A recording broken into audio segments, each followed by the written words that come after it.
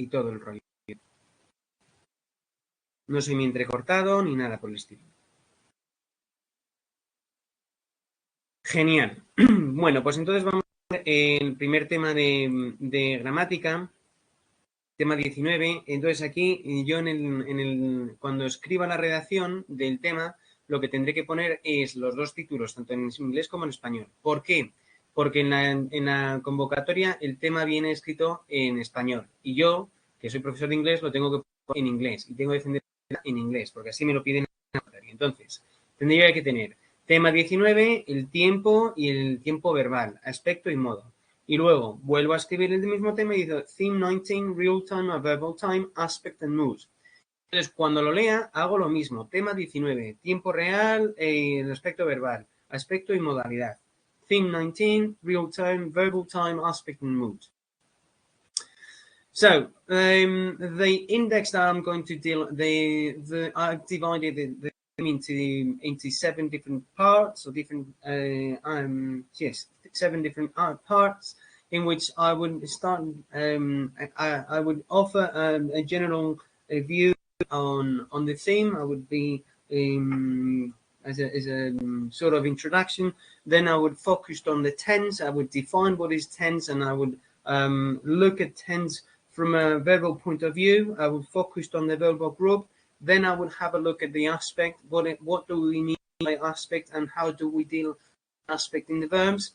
The mood and the two moods, or the three moods that we've got: the imperative, the affirmative, and the subjunctive. The subjunctive, the imperative, and the vaya, se me olvidó.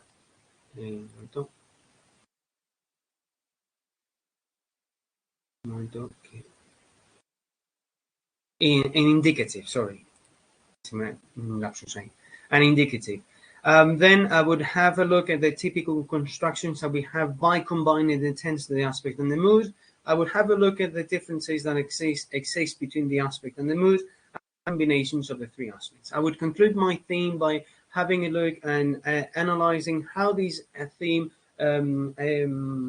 influences my role as a teacher, and how I can extract information and what further information so to give my students a wider scope of the English grammar. In conclusion, I would end my theme by sharing the webgraphy and the bibliography that I've used to write about this theme. Among the most important webgraphy, I have used the book by Angela Downing, published in 2006 by the Longman Publishing House. I believe it's Longman. Well, I forgot. I will correct it.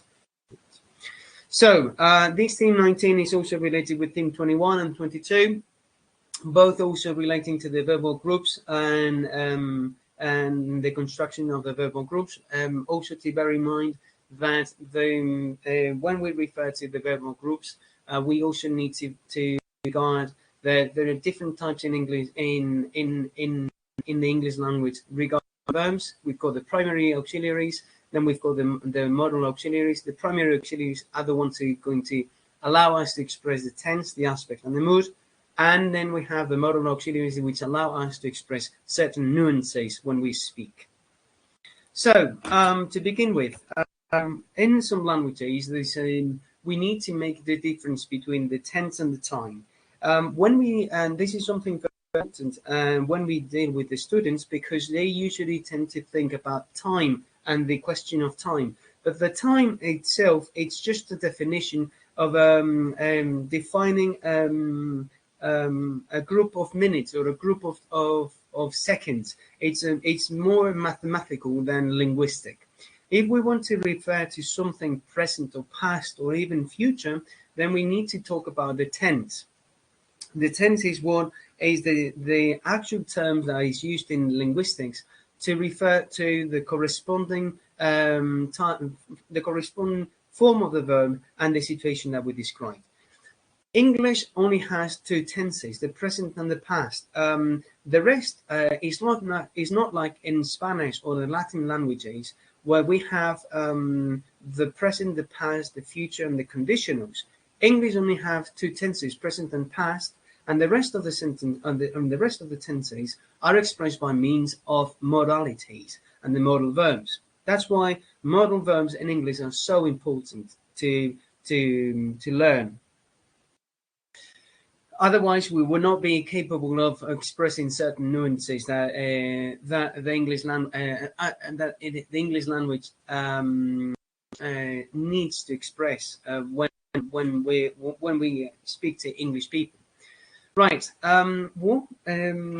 According to the analysis that we made of the verbal group, we can analyze the verbal group or the verbal phrase according to the different linguistic levels. We can analyze them through the phonology aspect, and so when we analyze the phonology of the verb, we tend to think about the two most important tenses, which is the present tense and the past tense, the present simple and the past simple, because when you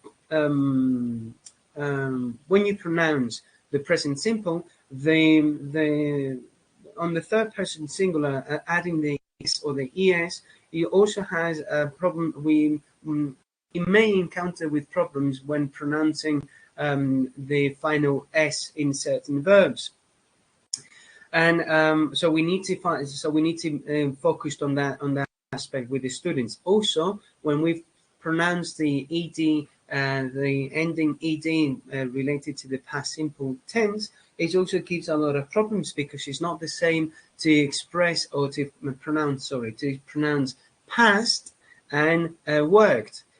Both are expressed in the past simple, but the ending of past and worked is completely, the pronunciation of past and worked is completely different, and that is because of the combination of the different phonological rules, or the phonological rules. We have the lexical. We analyze also the verbal phrase according to the lexical aspect, in which we may differentiate between the primary auxiliaries, the modal auxiliaries, and the lexical verbs. The primary auxiliaries combined with the lexical verbs lose their original meaning. So in this case, we have, for example, the verb to have. Have means tener, but when combined with a lexical verb, the original meaning tener is lost, and so it only works as a perfective. It only means that the lexical verb allows we use the have lexical verb to express something in the past or something in the present, but it's perfective aspects. So that's something that has happened recently, and it is still being done, or that we have done it before. Also, we have to make a difference between the lexical auxiliaries and the modal verbs. The modal verbs allow us to express nuances, and so different ideas. For example, it's not the same to say must or have to or should. There's a gradation on the level of obligation. Should is more kind of an advice, suggestion. Must is an internal obligation that you put yourself, and have to is an obligation that is imposed out from the outside, usually from the state or from the law. So as you see, there's a different nuances. All of the verbs should, must, and have to express the same thing, express an obligation, but according to how we say them, and according to how they're used, their nuances are completely different. And so if we interact with an Englishman or an Englishwoman, then we need to focus and be aware of using the appropriate modal verbs for the appropriate situation. Then we've got the morphological aspect, which refers to the formation of tenses, and this theme is all about the morphology of the verbs. Now, we're going to combine three different things: the aspect, the tense, and the mood. And by combining these three concepts, what we do is to form a new verbal group, or a new verbal group, which we can analyze from a syntactic point of view, if you want to, as the operator and the lexical verb, or the primary auxiliaries, then the operator and the lexical verb. We'll see it in a minute. And then we've got the syntactical, which is what I've said, but regarding the word order, and the semantic, which allow us to differentiate between the meaning of the verbs. Usually, students, for example, are very accustomed to use the to put in order to to express the meaning of write. Now, they usually say, I should put. No, you're not going to put anything. Put is just to set something onto a surface. Whether when you want to write something, you should use the verb write down or write, right? So this is something that usually the students in our class you should use the verb to put in order instead of the verb to write, and we need to correct those kind of verbs, because put in Spanish is poner, and in students use it, but they're not using it correctly. It's incorrectly to say I put the verb to be. Is on the worksheet. Is I write the verb to be on the worksheet. Just a stupid mistake, but it happens, and I think it's something that you have to bear in mind when speaking about this. You have to bring things from what is happening in your classes, so that you can bring them and you can contextualize with the theme. It's a good idea to contextualize these things in your themes. So what I was saying about the verbal group, and this is something important when we deal with the aspect, the tense and the mood, which is how we make the verbal group. Now, the verbal group usually expresses actions or perceptions. The most important part of the syntactical unit. Well, what they express is just an event, state, or an act of consciousness. There's two kind of verbs: the auxiliary verbs and the lexical verbs. The lexical verbs are really the ones who carry the meaning, whereas the auxiliaries are the ones who are carrying the tense, the aspect, the mood, the modality. Well, the aspect, the tense, and the mood. So the verbal phrase can be built by combining different bits of information. We have just the verb, make, or we have the operator plus the verb, has, make, or is making. We have the operator plus the auxiliary plus the lexical verb, has been making, or we have a very compound way of a very compound verbal phrase, which would be the operator plus two auxiliaries plus the lexical verb. For example, this is the case of will have been making. Right. So, what are the tenses in English? Well, the tenses, English only has, and this is a particularity of English, that it only has two tenses: the past and the present. And English only refer in the timeline as something past or something present. So it's just a reflection on the mind and the kind of conception the British have about their own reality. They think about the future as something that is as a doubt. In fact, when we analyze the future and how British express the future may be expressed in many different ways. We can use the present simple in order to express timetables. We can use the present continuous in order to express a plan. We can use the be going to express something that is going to happen. And if we want to express a doubt or an uncertainty, then we will use the will. So actually, there's no future for the British people. It's just a matter of speaking about the uncertainty.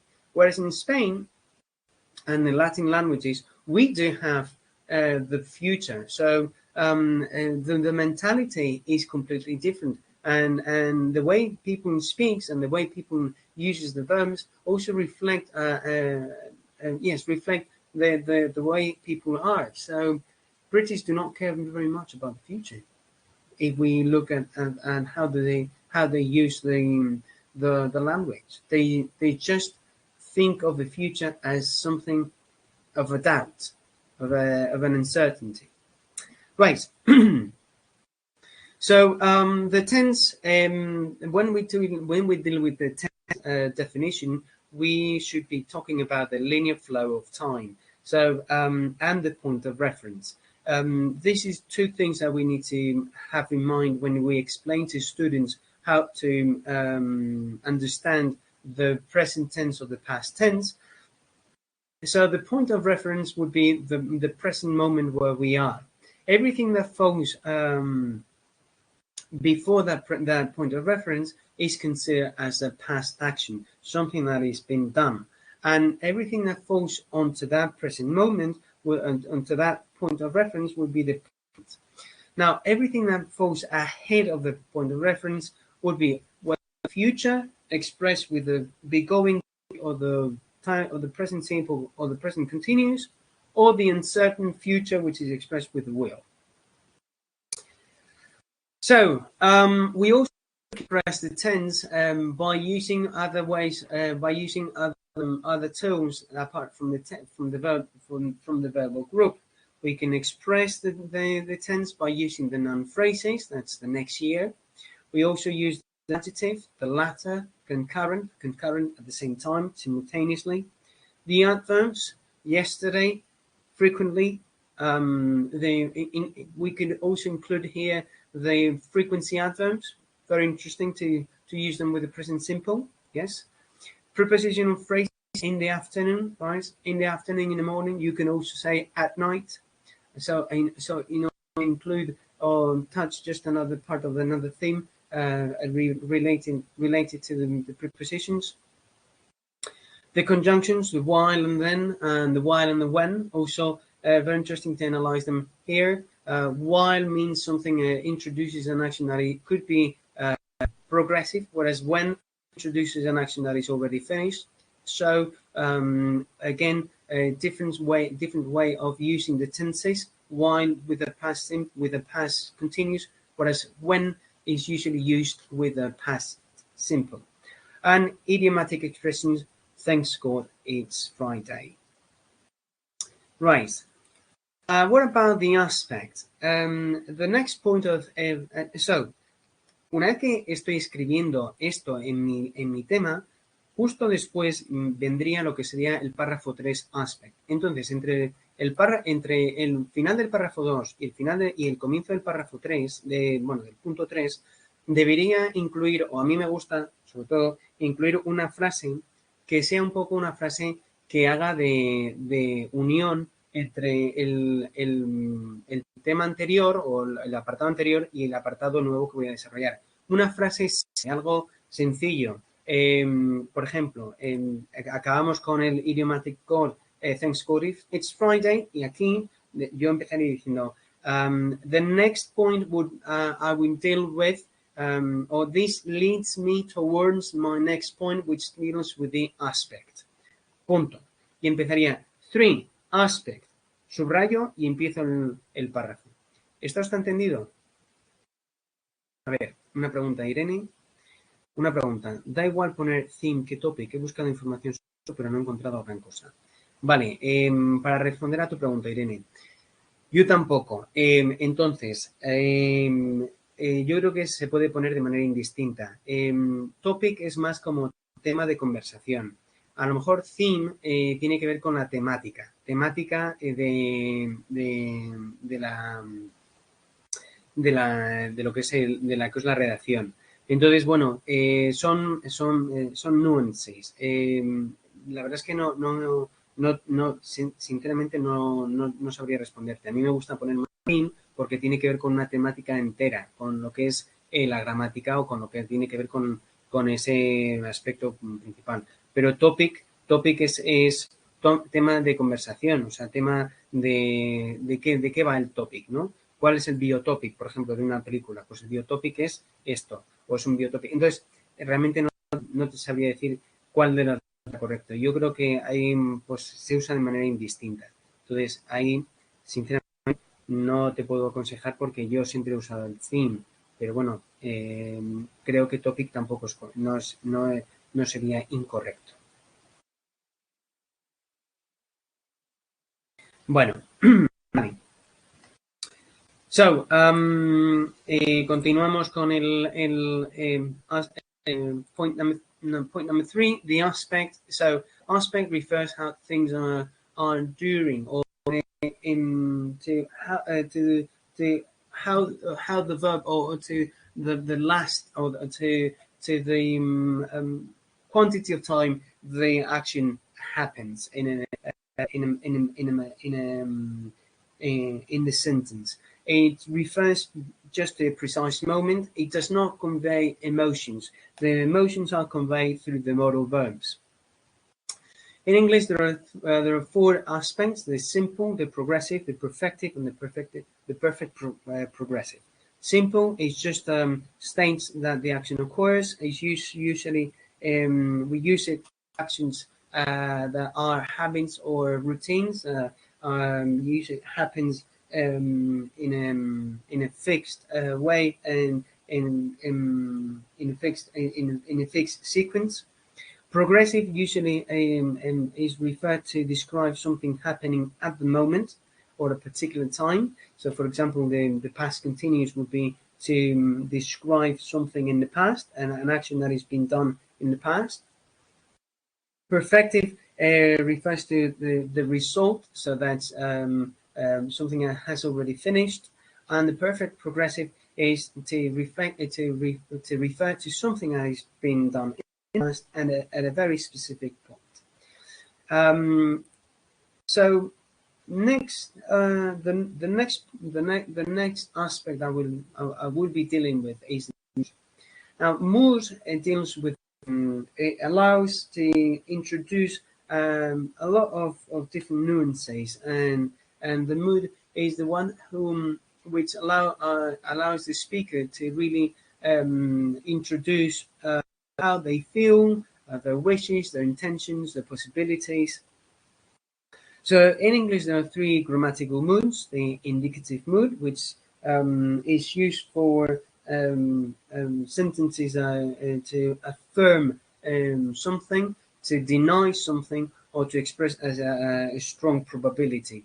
Really, the indicative mood is you use it when you're sure about something. The imperative mood refers more to commands, to orders, and the subjunctive mood, which is expressed by the use of the modal verbs, allows to express wishes, purposes, or doubts. So in this case, it's interesting to have a look at the conditionals. We've got the present conditional and the past conditional. Regarding this aspect, there's no and the first conditional, which is thought as the first conditional, is really not a conditional. The first conditional is something that theorizes about the future, but not really. It's not really a conditional. The one that starts to be conditional really is the second conditional, the third conditional. The second conditional, which is the present conditional, and it's referred as the present conditional because it refers at something that it expresses a sort of hypothesis, and so refers to a factual situation, that is a situation that still can be changed. The first conditional refers really to the future. There's nothing that could be changed. There's no any condition really. But the second, it's something that can still be changed. Whereas the third condition is something that is to express something that has been done, is irreversible, usually expresses regrets, or something that hasn't happened, or to refer to an unreal situation. Right. What about the mood? What are the typical constructions of the mood? First, we have the word subjunctive, which is used to express a regret or a desire.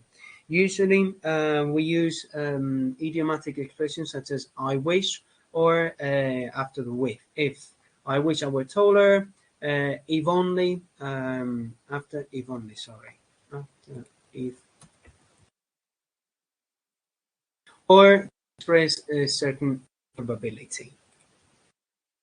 The mandative subjunctive, what is used to express demands or suggestions, and it's more typical of formal contexts. There's a difference of use in the Anglo-Saxon world. The British would go with a modal. So, for example, I recommend he should go, or you should go to a medical doctor.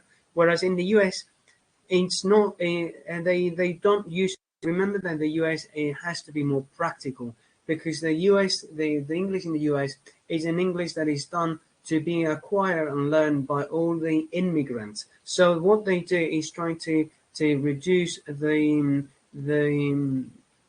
complexity of how we express things. So they got rid of the models in order to express something quicker and easier. I recommend you go, or you talk to him. I recommend you to go. Right, so you eliminate the would. And finally, we've got this form subjunctive, long live the queen, which usually are more idiomatic expressions than anything else. Right.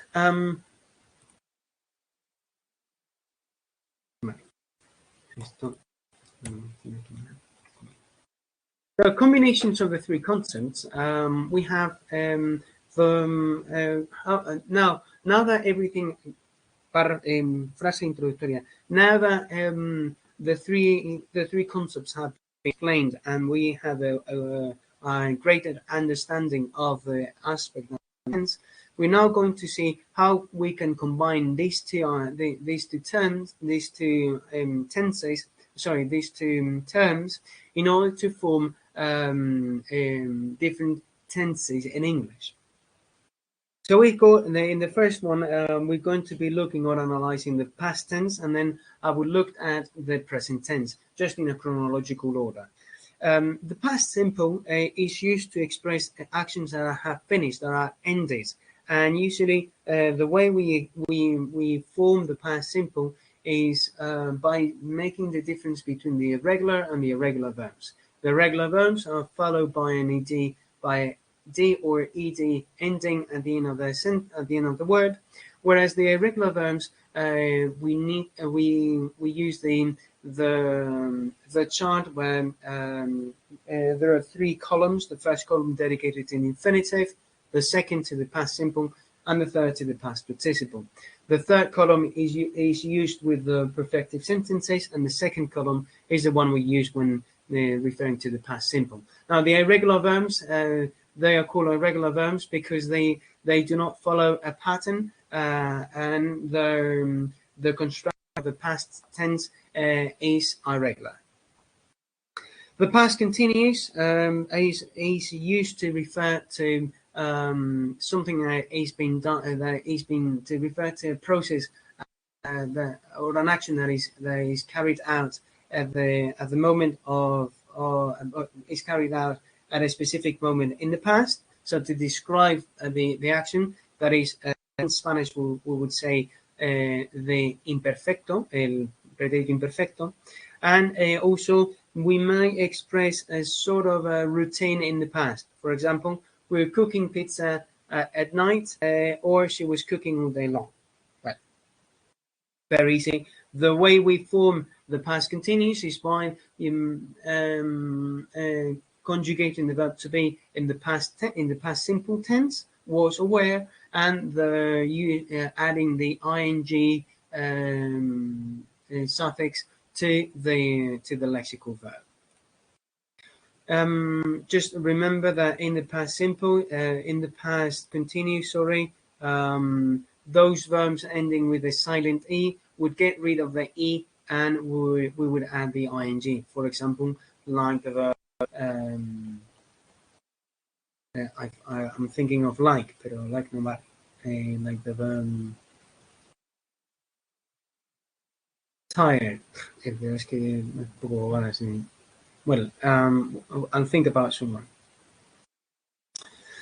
Right, and the combinations of these. Now we've got again the past tense again, the past perfect and the past perfect continuous. The past perfect is a verb.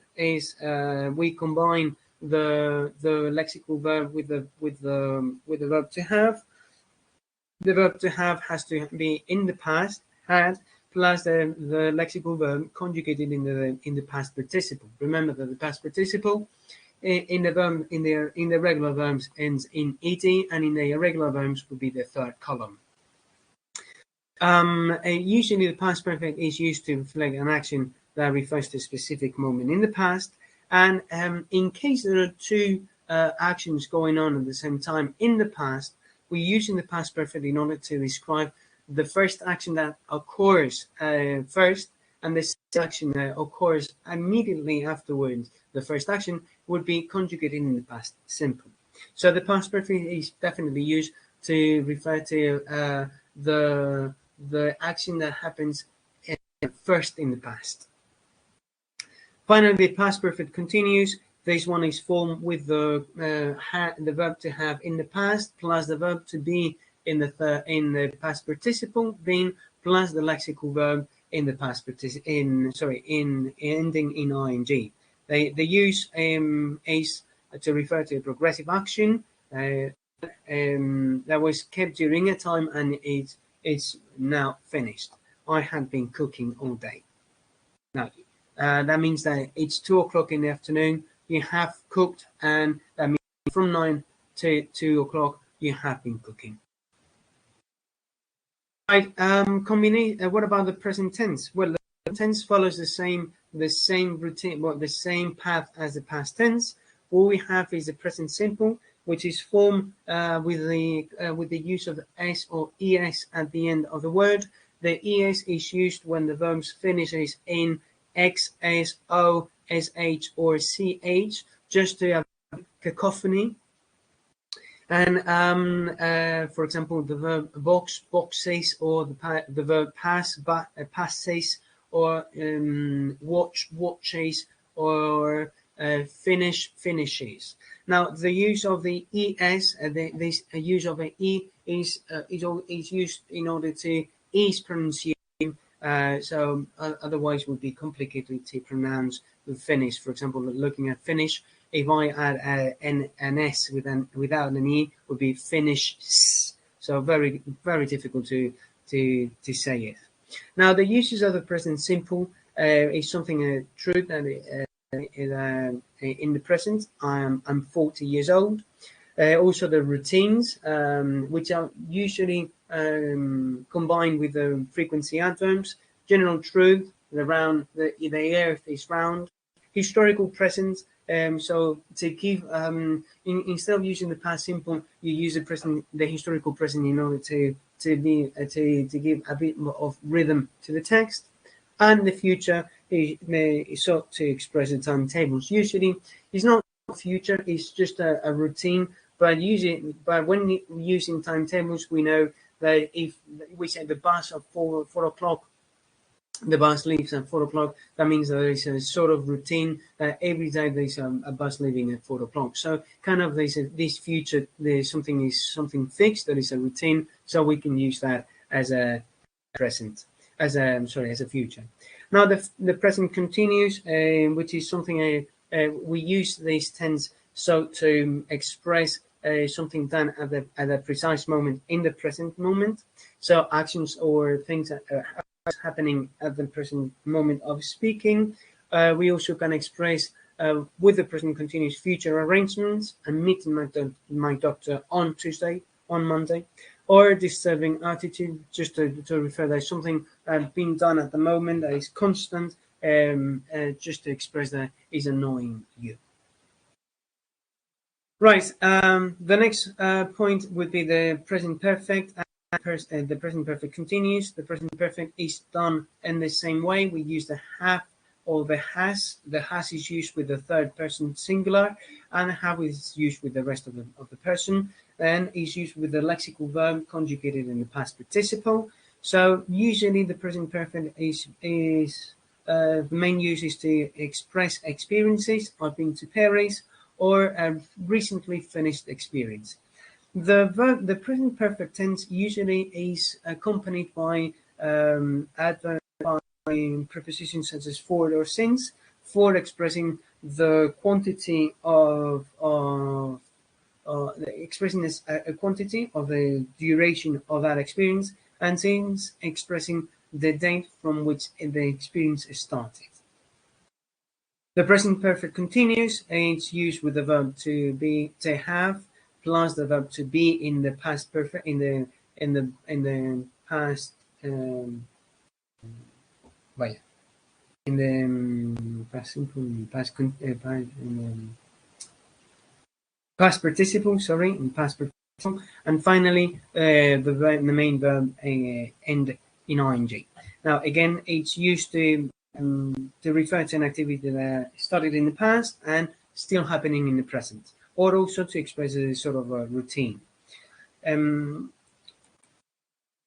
Now the end, we would end the theme by regarding to the conclusion. Now these conclusions are conclusions that I've written myself, and you don't need to think as I do, and so you can express your ideas in this conclusion. Please, when you express conclusions, just bear in mind that you have in front of you a jury, so you cannot express all your very critical. You should reduce the level of criticism towards the system or towards the thing that you're looking at, so to make it more so that the audience or the jury really understands your point without making the jury place themselves against or opposite to your ideas.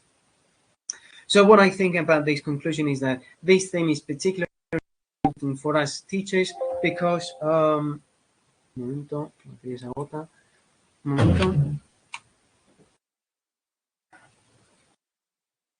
okay, right. This theme is particularly important for us teachers because what we look through this theme is the combination of the aspect and the tense, which is very important for the students to express their experiences, their past experiences or present experiences. And so having a wide understanding of how to use the tenses in English would allow the students to better express themselves when speaking in English. And this is the end of today's theme. This is the webgraphy. Any doubts regarding this theme? Let me see the chat.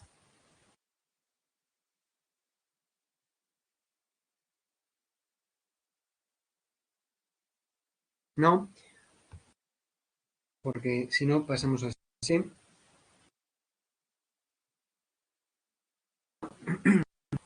A ver, Irene está ahí.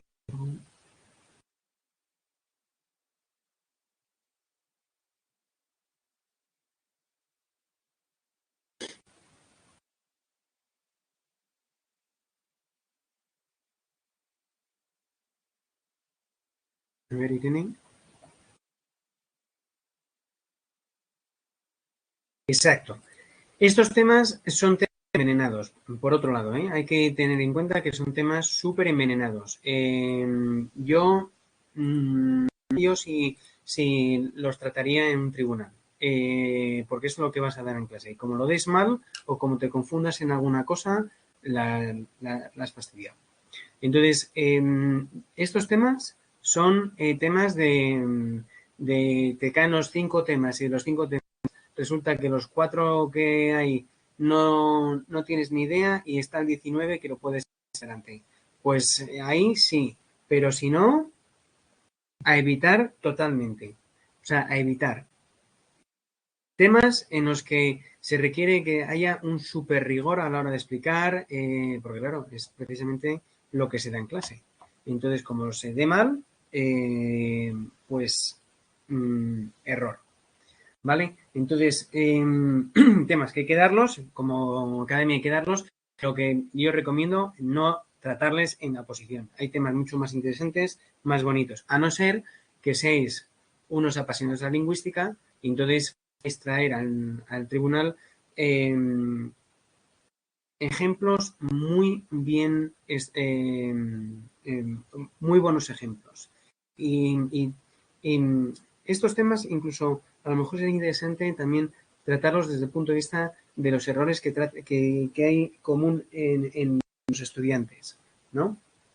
Es un poco lo que estaba haciendo cuando hablaba de los tiempos verbales, de qué es lo que ocurre cuando los alumnos escriben, un poco, pues se puede tratar desde ese punto de vista, ¿vale? Siempre desde el mismo rigor, explicándolo de manera lingüística y sobre todo la lingüística, pero teniendo en cuenta eso, ¿vale? Bueno, pues entonces vamos a ir al siguiente, tema 21, infinitive and ing forms, the uses, okay, the infinitive and the gerund. Now, again, the index of this theme, this is quite relaxed theme, I'd say. Again, these themes, 9, 21 and 22 are all related among them, because what allows them to allows us as teachers to reflect upon the construction of the sentence and the use of the verb tenses in order to form sentence, in order to create sentences, and in order to create our speech. So the verb tense and the verb group, sorry, the verb group, not the verb tense, the verb group really is the most important aspect of the sentence. Is the one who carries the meaning and who actually allows us to express a meaning. So getting it correctly would ease our communication with the rest of the people. So this theme 21 reflects on two different tenses, the infinitive and the gerund. The infinitive usually appears with the preposition to, and the gerund appears with the suffix ing. So let's have a look at the first one. What is an infinitive? Now, the infinitive is the basic form of the verb. Usually, we think about infinitive as a verb form, as a primitive form of the verb. There's no aspect, there's no tense, there's no mood, there's nothing. They're just a verb which allow us to express things without giving it any nuance at all. So we don't express any emotions, we don't express any tense, we don't express anything. We just express an action. Usually, the infinitive is accompanied by the particle to. If it appears without the particle to, then it's called the bare infinitive, and expresses actions, but does not specify nor the subject nor the clause. Sorry, does not specify the subject in the clause. Usually appears without any subject, because if it appears as a subject, we need them to conjugate the verb. What are the uses of the infinitive then? So we can use to express a concept or an action as a concept, rather than who executes or what is executed. So rather just to do that is important. To study linguistics is important for the teacher. It put the emphasis on the fact of studying, not what you have to study or who has to study. Then they also may function as a noun. They could also function as an adjective. They could function as an adverb. That is to complement information, because really complement information of a verb or a sentence that we have conjugated in the present and past. And also the negative sentence in the negative in infinitive, we use the not, the particle not. We don't need anything else. I try not to cook cauliflower. It stinks, right? We also can split the infinitive. I try to carefully cook the noodles. They're very delicate. That is, we insert the adverb in the particle to and the verb, just to express a little nuance within the infinitive. Now, when we deal with the infinitive as nouns, we have as noun phrases, we find them that they can become or they can perform the action of subjects. As they become they have the control of the action. For example, in the sentence, "Stumble is human, to forgive is divine." Here, what is the subject is to stumble. The fact of stumbling, that is the the subject. And to buy a house at the beach also is the subject, the one who is related to the verb. The subject complements means is information, more information that we give about the subject usually appears after linking with the verb. For example, all I need is to be in my house. All I need, the what is complementing is what is complementing all is to be in my house with my family. That is complementing the subject. What is all? What do we mean by all? Well, all is the afterwards complement, which is to be in my house, or to be in my house is what I need. Is all I need. Is all I need, right? Then the direct objects, we also find the infinitives are indirect objects. Please calm down. I'm trying to relax. To relax, there it functions as a complement, as a direct complement. And also the direct complement also cannot. We also use infinitives in reported speech. For example, in the sentence, the customer requested to speak to the supervisor. That he requested something. What did he requested? To speak to the supervisor. So the subject would be the customer. The verb requested and requested something. That something is the entire sentence, to speak to the supervisor. Then we've got the object complements, which also gives more information on the direct object. For example, Walter needs you to upload some more files to the web. Really, here in this sentence, we have Walter as a subject, needs is the verb, and you is a complement, is a direct complement. The rest, to upload some more files to the web, really refers to you, not to need. And then if we use it in the object complement in reported speech, for example, would be Tom requested the student to read him their task. Again, we have the subject Tom, the verb requested the students would be the complement, the direct complement, and to read them their task is something about related to the students, which are reading their task to the teacher. Right, infinitive as adjectives or adverbs. We have infinitive clause. For example, Olmedo is a nice village to bring up a child, to bring up a family. To bring up a family is modifies the village, so it gives more information about the village. How is the village? Hire a teacher to help you swim. To help you swim refers to teacher again. So it gives more information about the so it modifies it. Adverbs, for example, if we want to describe an action or describe why an action is carried out, so giving a reason or a purpose. She began doing exercise to become fit. To become fit in the adverb purpose. Emphasizing also an action, we use the infinitive to. In order to bread, you need yeast. And so I'm emphasizing the fact of making bread. Now, in class, what we find is a particular problem with the particle for. For is a preposition that allow us to express a meaning, and so students use it without any consciousness about any consciousness, and they get confused between the for and the to.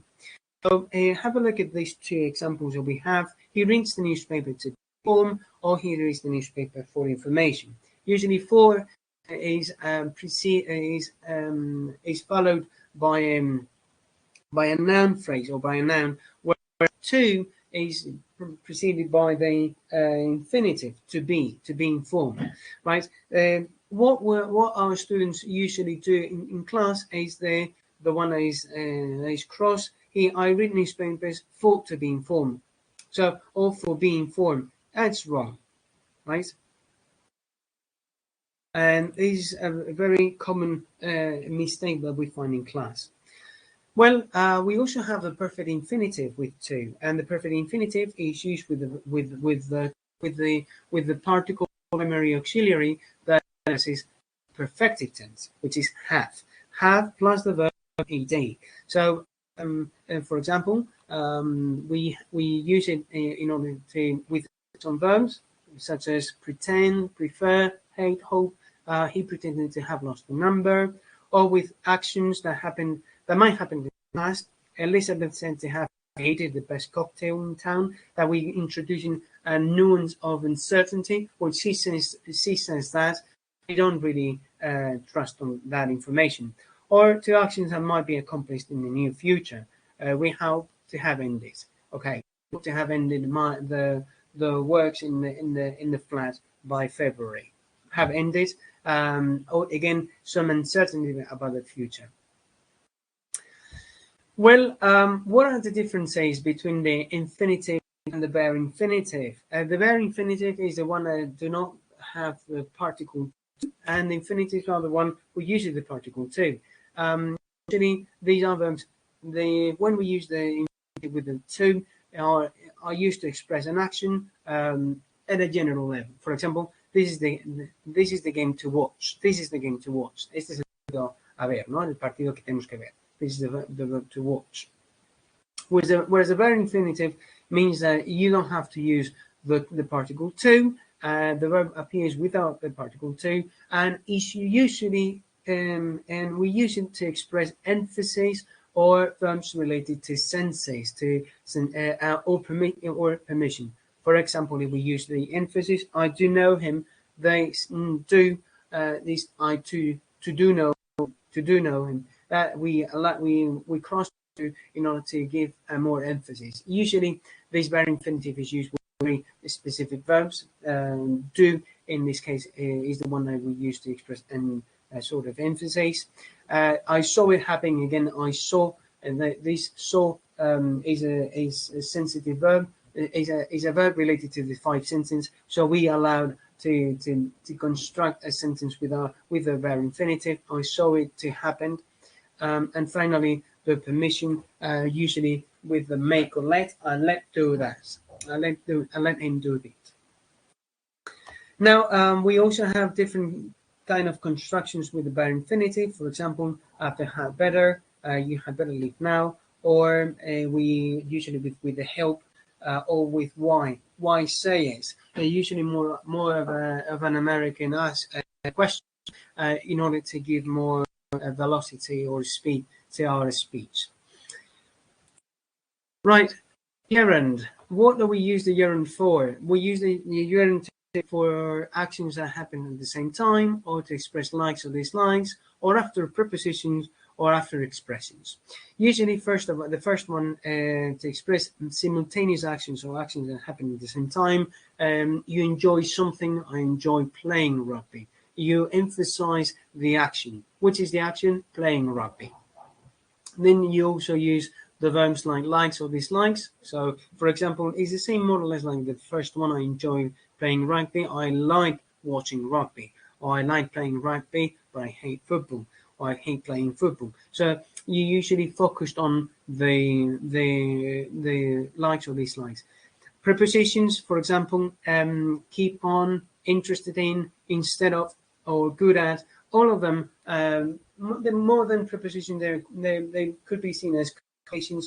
And after these collocations, what the natural verb that we need to add is verb end in ing.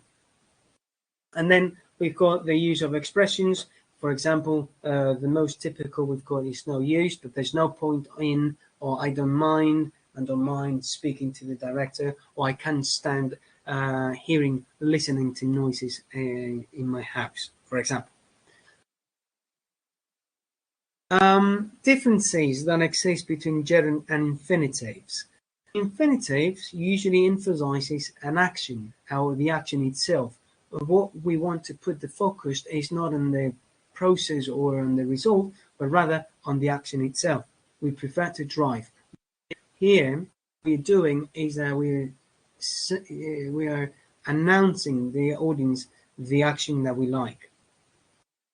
Also, it's followed after verbs like demand, hate, choose, hope, continue. These verbs, I recommend them to learn them by heart. There's no kind of a linguistic explanation on it. And then also we could use the would and the should plus hate or love. So if we in the gerunds we used to express likes or dislikes with the ing after verbs expressing likes or dislikes. With infinitive is just I love to buy a house. Well, the gerund emphasizes the verb itself, whereas infinitive was the action and what we've done. The gerund focuses on the verb and the meaning of the verb, and it's followed by the verbs that admit more. The gerund and infinitive would be admit, deny, imagine, practice. So after these verbs, we would use a lexical verb with the ending ending in ing. Now, for example, we could use some verbs with a new subject. For example, mind me eating here. So in this case, the subject would be me, different with you. I'm making two sentences here. Do you mind on one side and me eating with the other sentence? Well, what about the differences between the gerund and the bare infinitives? Well, the gerund always are used to express an action in progress, whereas the bare infinitive expresses something that is completed. For example, Emily saw Philip run out of Sandra's office.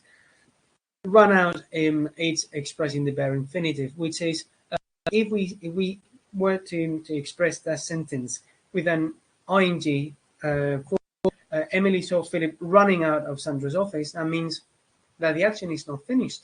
Is focusing on the progress of Philip getting out of the office running. Whereas if we look, for example, the first example, I saw people playing in the streets. What we are emphasizing here is the fact of playing in the streets. Right, so what's the conclusion that we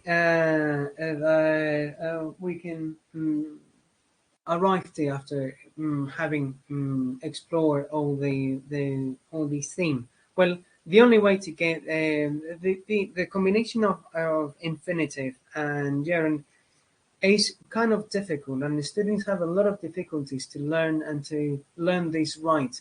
Some they use indistinctively the gerund and the infinitive, and they do not. Some of the students, well, the great majority of the students, do not understand the differences between the gerund and the infinitive. They only grasp the idea that gerund is something to express something, to express an action in progress, whereas the infinitive is to express the action itself, so the verb itself. But apart from that, there's nothing else they can grasp. So it's a kind of a very complex aspect to deal with in the students in class. We can use different worksheets to work on them, and so to realize of the different possibilities and the different meanings and nuances that we have been looking at the theme throughout this theme.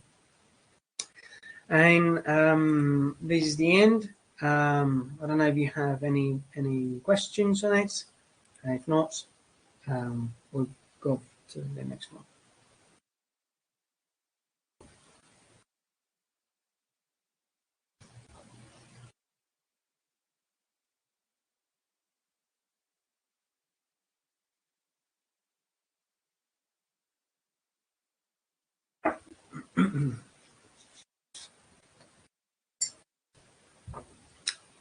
Con el gerundio, Fernando.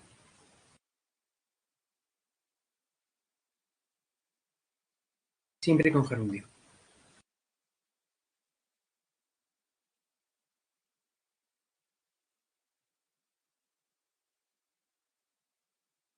Vale, pues yo creo que visto el tema 19 y el tema 21, más o menos el tiempo verbal está acabado. Pasaríamos al tema 41, que es la romanización. Antes, una pregunta. Sí.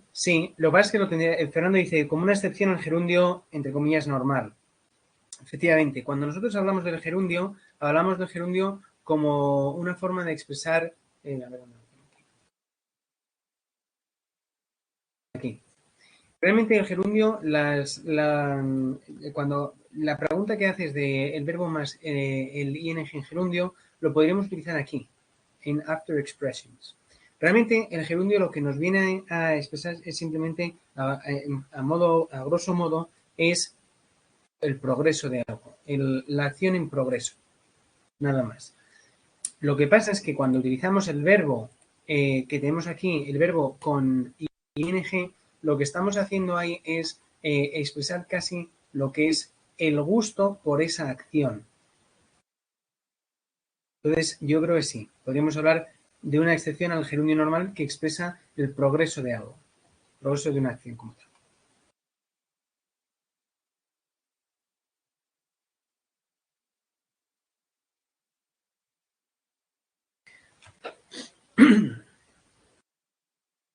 Bueno, voy a cerrar esto.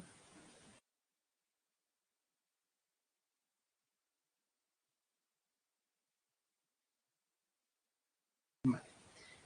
Voy a compartir ahora la siguiente diapositiva, que sería la romanización.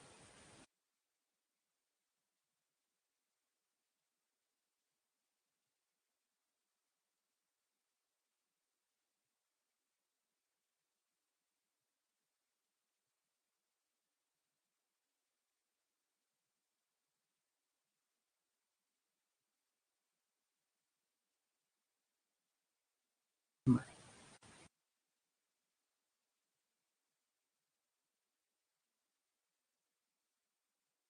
Bien. Vale, está. Vamos a empezar por ello.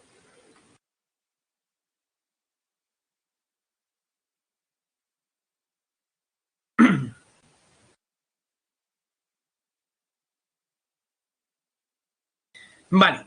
Bueno, pues el tema 41, completamente un tema diferente al que estábamos tratando de lingüística, nada que ver con gramática ni nada por el estilo. Entonces, aquí nos vamos a centrar en la parte de la romanización. Este tema tiene dos partes, una parte histórica y una parte lingüística. Entonces, lo que hay que más o menos tener en cuenta es un poco tratar el timeline y luego directamente pasar a la parte lingüística. So, the theme 41, it's divided into two parts, the historical aspect and the linguistic part. The historical one would be to talk about the Roman Empire, the Roman Britain timeline. And here you can speak about the Picts, and if you want to, you could even include the legend of King Arthur. You know that King Arthur, the legend was that he was a Roman lieutenant. That after the fall of Rome, he, instead of returning back to Rome, he decided to remain in the isle. Well, we'll see that in a minute. We also have then the influence over English. When we look at the English language, well, there's a lot of words that we find are very similar to the Spanish, and they're commonly used in English. And the reason is that we think that we tend to think that in the influence of Romans into the English language was kind of a great, but really there's no influence at all. The influence of Latin compared to the French influence in English language is very minimal. It's minimal. So there's the way the reason why we speak in French, why we speak in English, words that sounds Latin or that are very similar to Latin is thanks to the French, not thanks to the Latin. Latin has a very little influence. In fact, the Romans, when they invaded the island, had a lot of difficulties to govern the Picts and the Britons. They really experienced difficulties to first to conquer them. In fact, the isle was not entirely conquered, and they first have to build a wall. They call the Antoine's Wall and then the Hadrian Wall. So there were two walls to contain the advance of the Picts. So the Romans they were in the isle, but their influence was not as great as the influence the Romans exercised over Europe. So in a way, that's why the British are kind of different to Europe. They are Europeans, but not not entirely Europeans. They do not share the same ideas as the Europeans, and that's because they have always been an island. And I don't know, they've got a different mentality than the Europeans, and that we want them to become Europe. It's completely different. Well, this comment was totally to avoid in the opposition, so delete this comment. Right.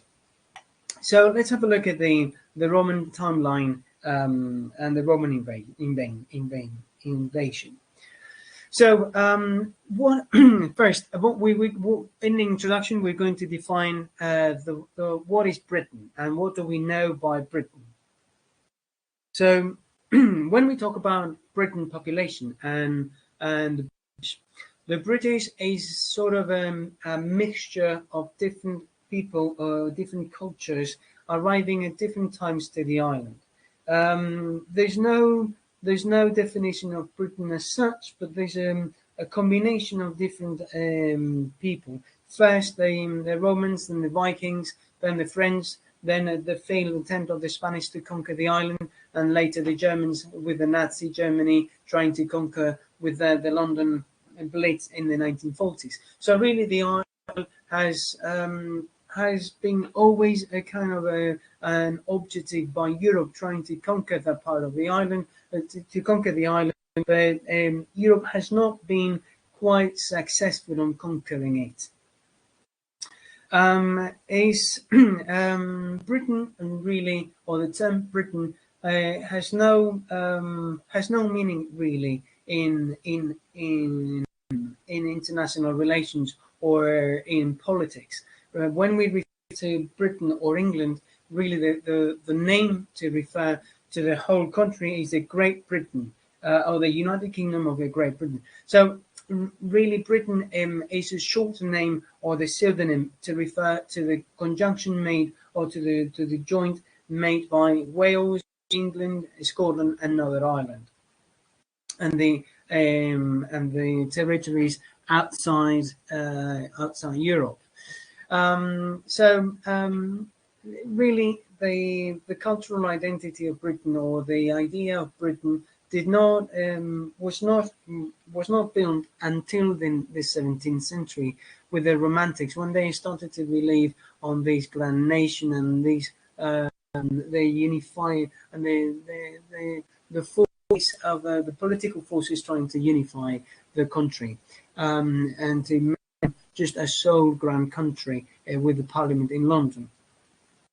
So James I of England is the one who established this sort of pan-British monarchy, and he shaped what's nowadays Britain, and what is the nowadays Britain by unifying England, Wales, and Scotland. Remember that at that time, Ireland, the Republic of Ireland, did not exist, and it all was part of the English territory. What about the pre-Roman Britain? Usually the pre-Roman Britain is associated with the Celts and with the Celtic culture. And this idea is kind of a wrong idea. The Celts are not, the England was never inhabited by the Celts. The Celts were in Ireland and were in France. The people that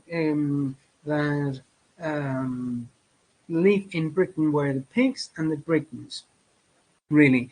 So when the Romans invaded the island, the inhabitants of the island, which were the Britons, most of those people, they flee towards Wales. So really, the population that really is the so-called natives are the ones who descend from Wales and from Scotland, which are the Picts. So the identity of Celtic or the idea of Celts is just something related to the northern part of France, to the Gaul, to the what do you call it? Brest, toda esta parte de aquí que son las partes celtas más.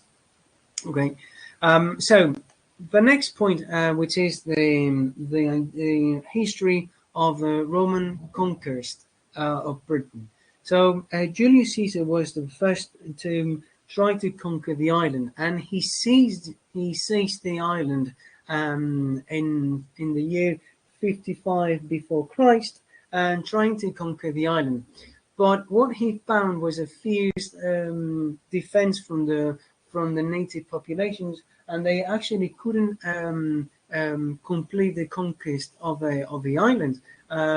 England at that time was the land of Druids, and it was a land full of forest, and so as a consequence, the Romans were not very much did not know very much the territory, and they found that the Britons were fierce and savage soldiers, all of them painted with well, they had they were painted in the body were covering with paint, and they drew what kind of magical priest gave them this idea that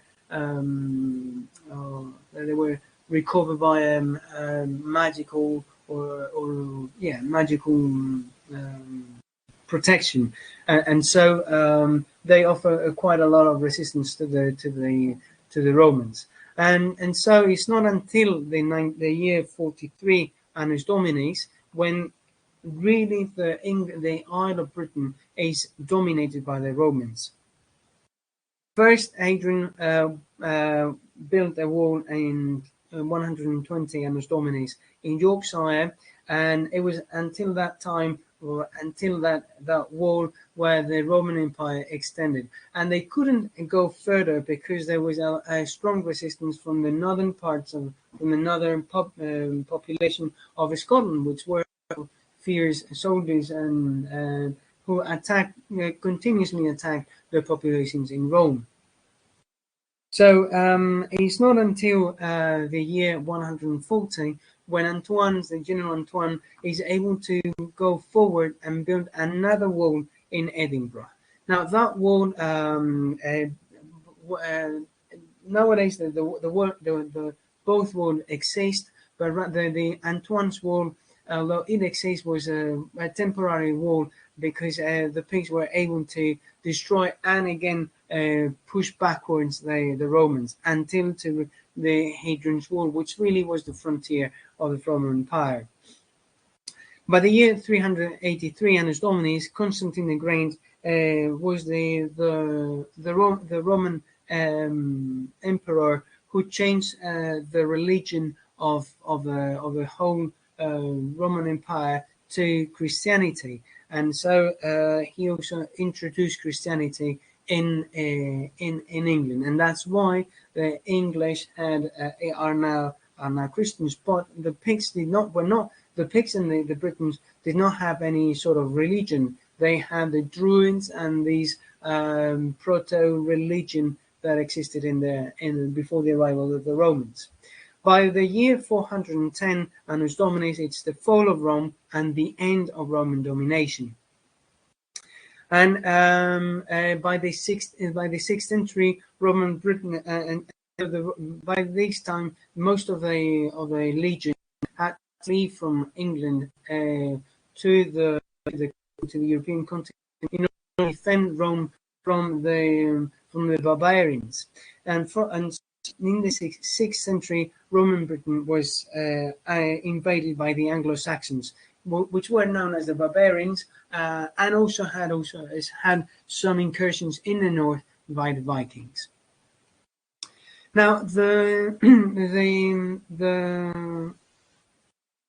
positive aspects of this Roman invasion in the Isle was that the Romans already built a certain system of roads. They also had landway to have a certain influence on the way people speak, and also gave this stratification of society. So again gave an order to society. Now, the next point is analyzing the influence of Latin over English. Now, the general idea is that the Romans had left a lot of influence over the English language, but in truth, it is not. In the year 1965, the linguist Joseph M. Williams carried a survey to analyze the actual influence of Latin over English over the English language. And what he found was that the 40% of the English language actually came from the French. And this is understandable because the French stayed from the William Conqueror, the year 1085, almost until the year until the 15th century. So almost 400 years of influence. And the French, the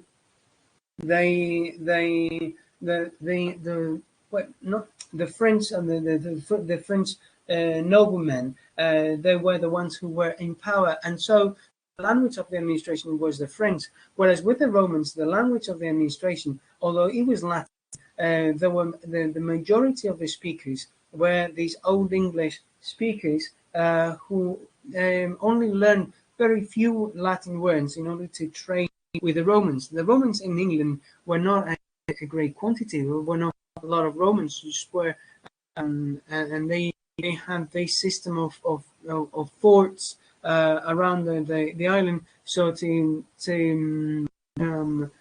govern the population. But really, the Romans did not have that power over the isle.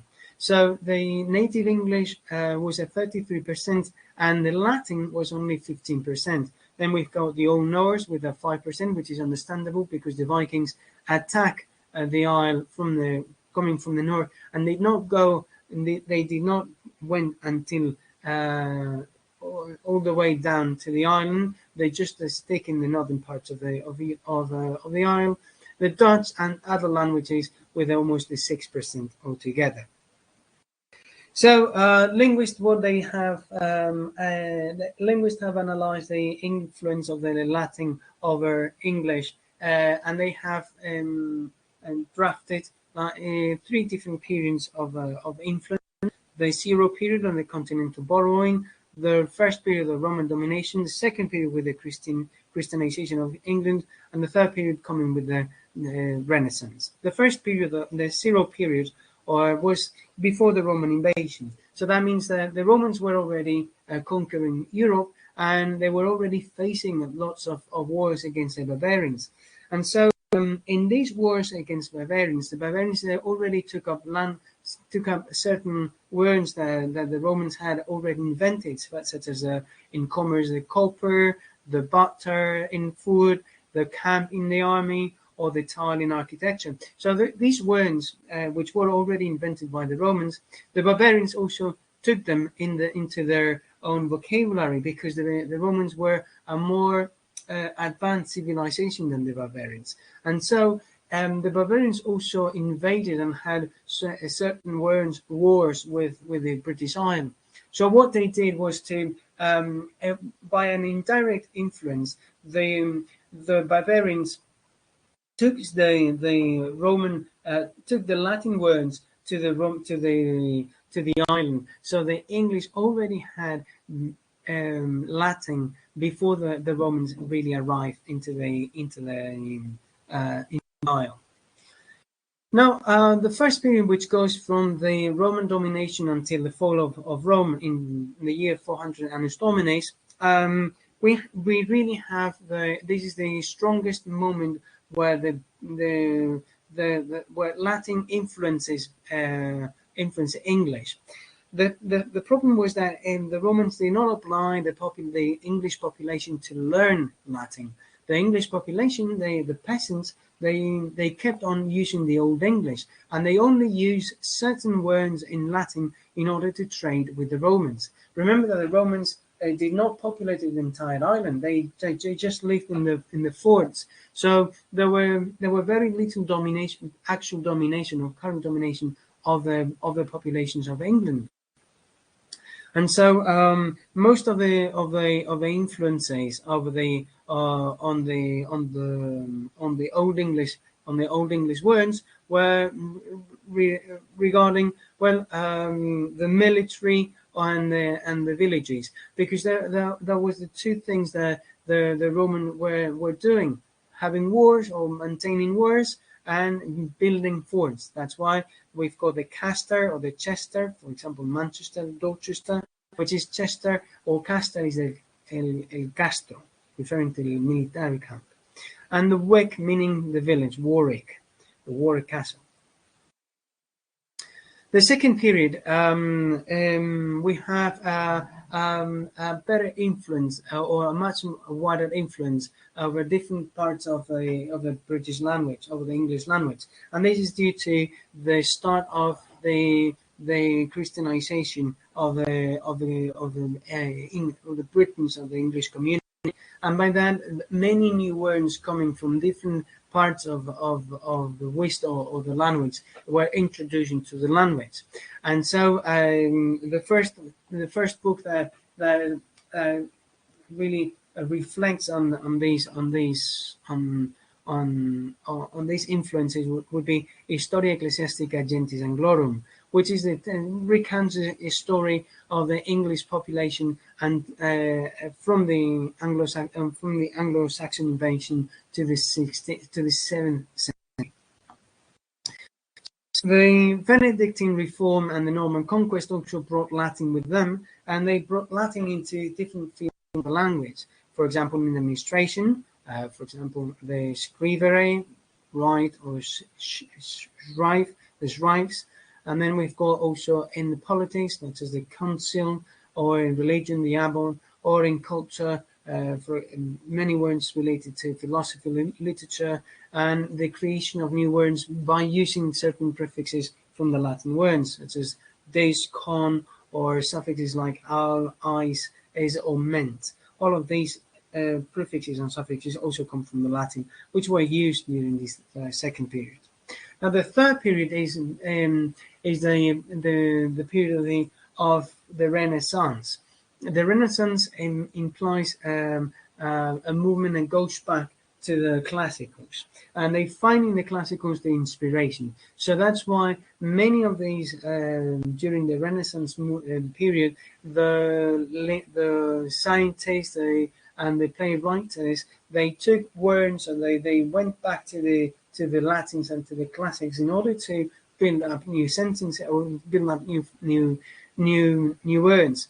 And the period is characterized by this hybridization, that is, English words that are Latinized or they're mixed with suffixes comes from the Latin. And also we've got the incorporation in the scientific field of very specific words, such as law or medicine or biology, words that the human being started to become more scientific and started to develop words and terms that and for that they went back to the classics in order to invent the words. So when we analyze words, we have these popular loan words and the learned loan words. What are the popular loan words? Popular are the words that are used in the daily life and are used basically by all kind of people, the peasants, the bourgeois, the administrations. These words are camouflaged because people do not realize that those words come from, or those words are not native. And then we have the learned loan words, which is the result of a cultural influence. That is, these words that are introduced into the language because the language itself does not have any kind of capacity to invent a word, and so they are seen as derivative words.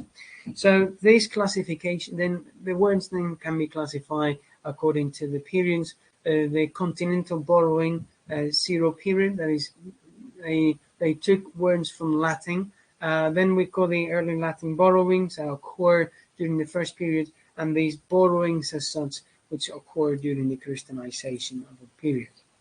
Now, these we will end with the conclusion of this theme, in which Britain, as such, or the term Britain, was never thought as a term, or never seen as a United Kingdom or a United country as such. It's just a term that comes from the merging of the different populations and the different cultures that have invaded the island throughout the different centuries. So it's difficult to bring in. It may be difficult to bring these ideas to class, but it's just having these knowledge as a background allows as teachers to understand where the words come from, where the word formation, and to explain in a very easy way the students the different word formation and where the words come from, so the students understand the vocabulary when they read and they have to